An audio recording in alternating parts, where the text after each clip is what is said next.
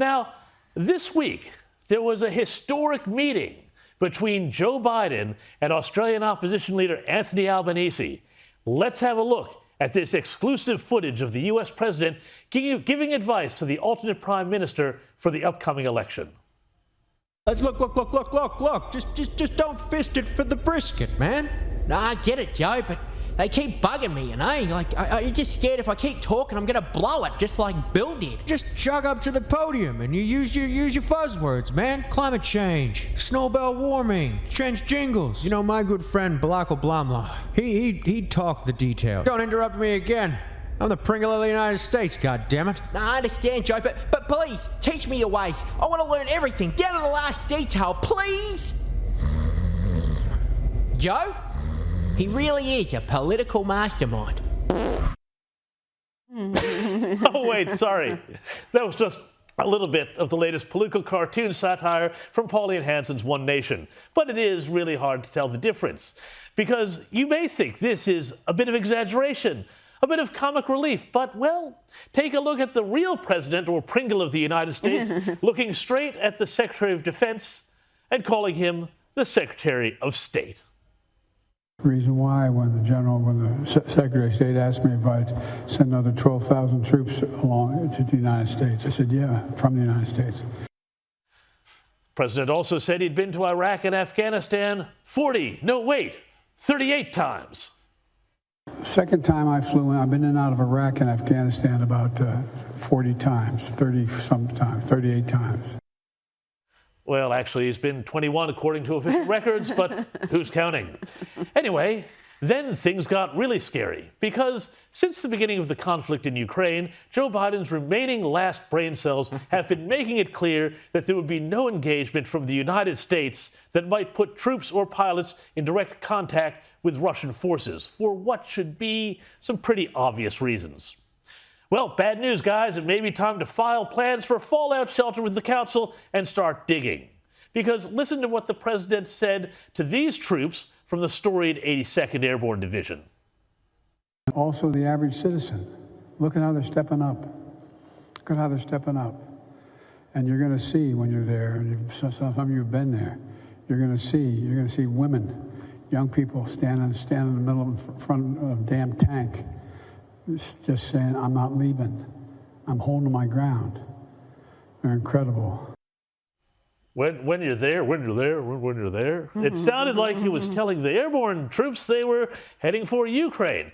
Now, the White House quickly had to do a cleanup in the Pringles aisle, saying it was a gaffe and that no, troops were not going to Ukraine. Well, thank God for small mercies. But none of this was helped by the president going off and saying that Russia again needed regime change overnight. Only then to have the White House have to clear that one up too and say, no, we are not calling for regime change. But the fact of the matter is that Joe Biden has made this entire crisis through his words and deeds worse, acting weak when he should have been strong, and then bumbling his way into a tough guy act that could make a bad situation exponentially worse. Remember when Biden caught hell from Vladimir Zelensky after he said that if Russia made a, quote, minor incursion into Ukraine, it might not be a big deal? This was, frankly, in diplomatic terms, about as bad as when in 1950, then Secretary of State Dean Acheson appeared to give North Korea the green light to invade the South. And anyway, is it any better or worse than him saying that the use of chemical weapons would, well, just have a look. We would respond. We would respond if he uses it. The nature of the response would depend on the nature of the use. If I was Vladimir Putin, frankly, I'd think I was playing chess while the other guy was playing tiddlywinks. The fact is, America and the world enjoyed 4 years of relative peace when Donald Trump was in office. But history and current events suggest that when the Clintons, Obamas, and now the Bidens are running the show, Putin runs rampant. Is it the Democrat urge to weakness and appeasement that is the cause? Or is it the way they have all enriched themselves with speaking fees and foundation donations from Moscow-related entities? As the authors of Fallout, Nuclear Bribes, Russian Spies, and the Washington Lies that enriched the Clinton and Biden dynasties, Seamus Bruner and John Solomon pointed out recently, Biden's family and its partners got hooked up with the former mayor of Moscow's family, who sent at least $3.5 million to a company co-founded by Hunter Biden. Thanks to the Hunter Biden laptop, we know that the Russian oligarch behind that money may have invested upwards of $200 million in other Biden-linked entities, and that Joe Biden personally benefited from his son's business dealings. And this is all before Biden was named Obama's point man in Ukraine. That's a lot of money, all right, and the Ukrainian people aren't the only ones paying off the debt. Well, let's have a look at finally now at this book of the United States out now, promising to reveal the uneasy relationship between Joe Biden and his Vice President Kamala Harris. Apparently, we're told the tensions are high because Harris accuses Biden of restricting her to just race and women's issues. She's more gaffe prone than the president, if you can even believe that, James. What do you make of the story that they can't stand each other? They're not going to put her on the Dems ticket next time round, are they? I don't know. I think it feels to me like one of those sort of Zen paradoxes. What do you have when you have a fight between a babbling idiot president and his babbling moron of a vice president? Everything that they said about Dan Quayle, Sarah Palin over the years as being these terribly dangerous, vice presidential picks. Well, they've all come true with Kamala Harris here. I mean, only just look at the word salad she's come up with in regard to Eastern Europe, Ukraine, Russia. And this is not a woman who should be, as they used to say, a heartbeat away from the presidency. I mean, this is that there's a fight between the two of them. Well, fine, but I think that the Democrats have to get rid of her before they have any prospect of holding the White House next time around with a different person to occupy the White House. James, I'll start with you if I can. We know the Russians have used poisons before in Salisbury against defectors. We know about Alexander Litvinenko in London, poisoned as well. Is US intelligence correct here? Are chemical weapons really on the table, and we think next in Ukraine? Well, U.S. intelligence, I always take anything that they say with a grain of salt because obviously they've got their own agendas that they're trying to pursue. But that said, obviously Vladimir Putin is waging a real war of aggression, an illegal war of aggression, but also one of annihilation. He seems clearly not to care about how much he damages or destroys Ukraine, which he also seems to want to possess as well for Russia. So I don't see any reason why he would rule out using chemical weapons. He doesn't see anything, I think, have the same sort of moral qualms about so-called weapons of mass destruction that those of us in the West do. Well, James Morrow, very keen to hear your thoughts on this. I love how the New York Times took credit for authenticating it after spending all that time. And Jack, I mean, this is such an appalling story for so many reasons. I mean, the way that big tech and Facebook and Twitter stamped down on this story is just unbelievable. Remember, not only could you not post the story on Twitter, you couldn't even send it to your mate via Twitter direct message. They would censor that as well. That is how hard they went on trying to keep this story out of the hands of those pesky creatures known as the American voting public. But this is a much bigger thing. The cover-up is one thing. The fact that they're all true now seems to be the much bigger story, especially given everything that's going on in Ukraine right now. The fact that the vice president, now president's crackhead son, was doing business with the Ukrainians and getting paid $50,000 a month as an oil and gas expert, which, God knows what that was about, and also doing business with China and trying to get the Chinese to fund this massive investment fund for him, and doing all sorts of other things that look on the face of it like attempts to enrich the Biden family through foreign connections and influence and all of that. That is deeply concerning. That is actually what journalists should now be going back, looking at, reading Miranda Devine's great book, Laptop from Hell, which delves into all of this, and going through and figuring out exactly what the Biden family, not just the crackhead wastrel son Hunter, has been up to in all of these foreign countries over the years.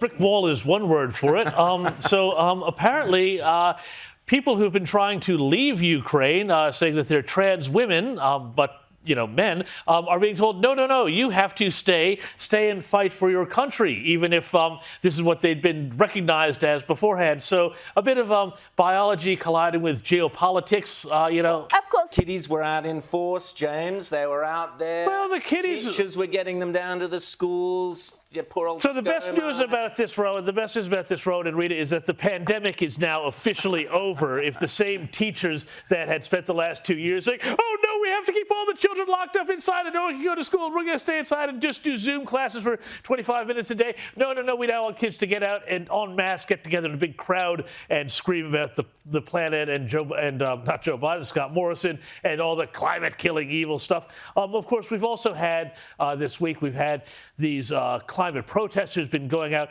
and basically hanging themselves across train lines, blocking all sorts of facilities, infrastructure at Port Botany, which is one of our major cargo ports here, blocking cargo trains. Now, here's the crazy thing, though. See, look at the way that they've got themselves. Amundsen climbing Everest didn't have such a rig as this here. But then, you go on to it, and what's really fascinating is a couple of things. Number one, listen to their rhetoric. Their rhetoric is all about not just saving the planet, but about tearing down Australia, the Australian capitalist economy. The other thing that I find hilarious is that they say that they're this growing movement, yet it's the same handful of people who keep getting arrested over and over and over again. It's not a groundswell. It's like 5 people. But James, why are the Liberal Party still indulging these climate lovies within their own ranks? I cannot understand it. We're going to talk about a Victorian in a second. Well, because, the Liberal Party is very much split at the moment, and it does not quite know. They're having the same ructions that the Labour Party had 10, 20 years ago when they weren't sure whether they were for the green, well-off inner city left or whether they were for their traditional constituency. Now, the Liberal Party is now going through these same paroxysms. Wentworth, North Sydney, Kooyong, Josh Frydenberg seat, very rich, very well-off, and now very green seats. These are people who are not just, emotionally invested in net zero, but often in many cases financially invested in their climate portfolios and things like that. That's the key point. The key point here, though, Rowan, is you go back to something that Tony Abbott said in 2016. He said that the center of gravity of the Liberal Party was moving to the left, to the western Sydney, to the western suburbs. And this, I think, is the reckoning the Libs have to go through. At some point, they're going to have to say, well, maybe North Sydney and Wentworth aren't worth it if there is, a Reid and a Parramatta and all these other seats certainly not play worth for it if you're going to get Rita, it's not just, let's not just focus this on the green issues, the energy issues, the climate issues. It's also cultural issues as well. Yes.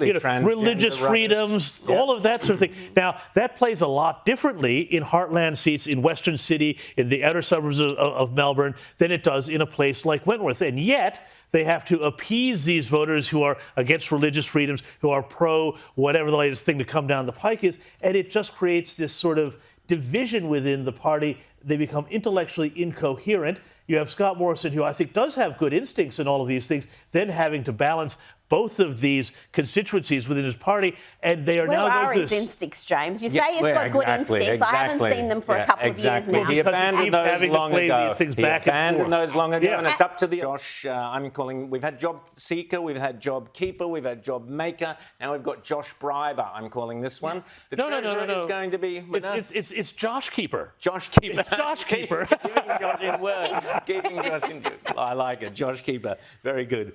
So this is how much money is being handed out of ours, James? Well, we're not sure exactly yet, but here's the pretty curious thing to me is that it seems to be that he's taking a page out of Joe Biden's playbook because you know how Joe Biden is completely on the nose. The Democrats are on the nose for the November midterms. Well, they're going to start handing out $100 monthly Biden bucks stimulus checks to keep the Democrats in JobKeeper stimulus. So you got Biden bucks and Frydenberg. Frydenberg, exactly right.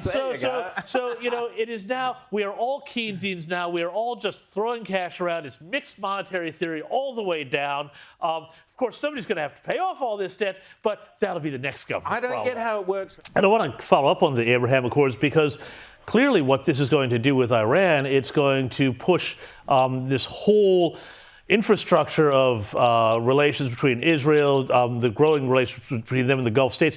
That's going to fall apart now, won't it, if it looks like the West is now for Iran, if the U.S. is now pulling closer for whatever reason to Iran. And I'm struck by this question. Is the only similarity between supporting Ukraine in its fight against Russia and supporting Iran against the Sunni Arab world that it's going to make energy prices higher? I can't figure out any other reason why the West and the progressive left is so keen to do business with America's enemies here.